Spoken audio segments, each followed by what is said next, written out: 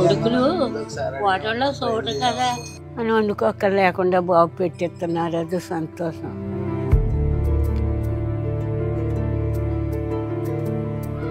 ఎవరు పెట్టుబడి లేక నాకు క్యారేజ్ రాశారండి.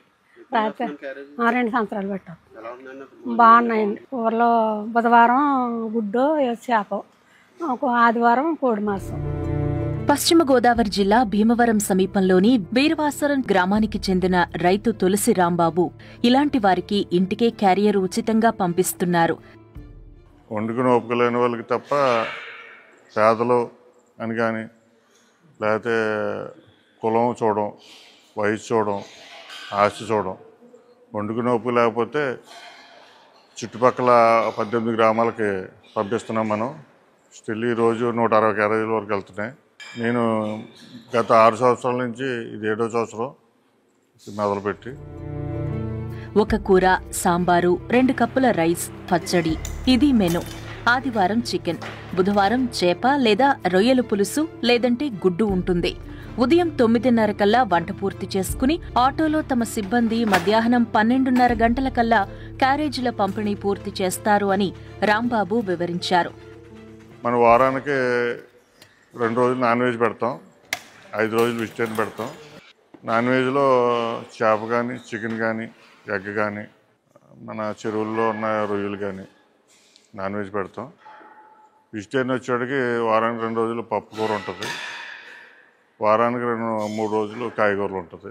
ఉదయం 6 గంటలకు స్టార్ట్ అవుతుంది వంట, సాయంత్రం మధ్యాహ్నం 9-9:30 స్టార్ట్ అవుతుంది ప్యాకింగ్, మధ్యాహ్నం 12:30కి ఇచ్చి రావడం జరుగుతుంది. బీరవాసరం చుట్టుపక్కల ఉన్న 18 గ్రామాల్లోని తమ పిల్లల నిరాదరణకు గురైన వృద్ధులకు, డబ్బుండి కూడా వండుకునే శక్తి లేని వారికి ఉచితంగా ఆహారం అందిస్తాము అని రాంబాబు చెప్పారు. చాలా బాగా బతికానండి. నాకు మా భార్య పోయి 4 సంవత్సరాలు అయిందండి. ఒక రోడ్డు పరారులో ఉన్నాడండి, ఒక రోడ్డు దూరంగా ఉంటున్నాడండి. ఇంటికాడ ఎవరు లేరండి. ఏదో అతను కదా రాంబాబు ఆయన క్యారేజ్ పంపుతున్నాడు. అదే 2 పూటలు చేసుకుని కాల్చేపం చేసుకుని క్యారేజ్ 7 నెలల నుంచి వస్తుంది. చాలా బాగుంటుందండి. చాలా బాగుంటుంది. మొత్తం పూర్తిగా చేస్తున్నాం. సరిపోతుంది, 2 పూటలు సరిపోతుంది. ప్లాస్టిక్ వాడకుండా స్టీల్ క్యారేజ్లోనే భోజనం పంపిస్తామని రాంబాబు తెలిపారు. మనం ఒక క్యారేజీలు 2 క్యారేజీలు కొంటాం ఒక మనిషికి. ఒక క్యారేజీ ఖాళీ క్యారేజీ తీసుకొని ఫుల్ క్యారేజ్ ఇస్తాం. అంటే ప్లాస్టిక్ రహితంగా, ప్లాస్టిక్ ఏం వాడకుండా పెట్టాలని ఆలోచన. మనం పెట్టి ఫుడ్ వాళ్ళకి ఎక్స్ట్రా మనకి అలా ఎనర్జీ ఇవ్వాలి తప్ప మనం చేసేది మనకి వాళ్ళకి హెల్త్ పరంగా ప్రాబ్లం రాకూడదని అరుగుదలకు కరెక్ట్గా ఉండి ఫుడ్డే రెడీ చేస్తాం.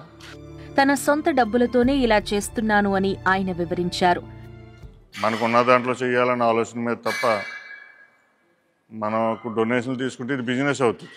డొనేషన్లు తీసుకుని చేస్తే నేను ఖర్చు పెట్టే దానికంటే డబుల్ వస్తుంది నాకు డొనేషన్లు తీసుకుంటే.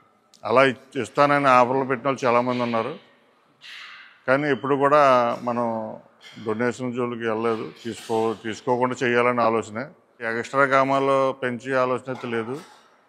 ఇచ్చేదంటే చుట్టుపక్కల గ్రామాలకి నా చుట్టుపక్కల గ్రామాలకి నేను సర్వీస్ చేయగలను తప్ప ఉన్న దూరాల వరకు మనం చేయలేము. అది ఆ బాధ్యత కూడా మనం నెరవేర్చలేము. మనం అన్యాయం చేసిన వాళ్ళు అవుతాం.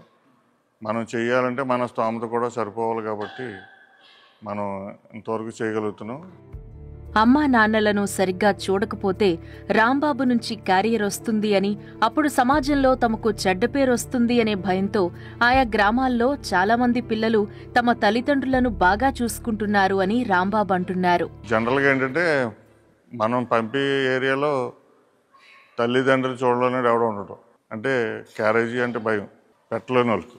కొద్ది పరపతుండి కొద్ది అతను కొంచెం సంఘంలో కొంచెం పలుకుబడి ఉన్న వ్యక్తులు అయితే అలా తల్లిదండ్రులు చూడకపోతే రాంబాబు క్యారేజీ పంపితే ఆ పలుకుబడికి ఇమేజ్కి దెబ్బతింటుందని ఆ భయం మీద ఎక్కువ తల్లిదండ్రులు బాగా చూస్తున్నారు. దీని కాన్సెప్ట్ ఒకటే అండి. సర్వీస్ కానీ సేవ కానీ అనకూడదని నా ఆలోచన. బాధ్యతనే చెప్పాలి.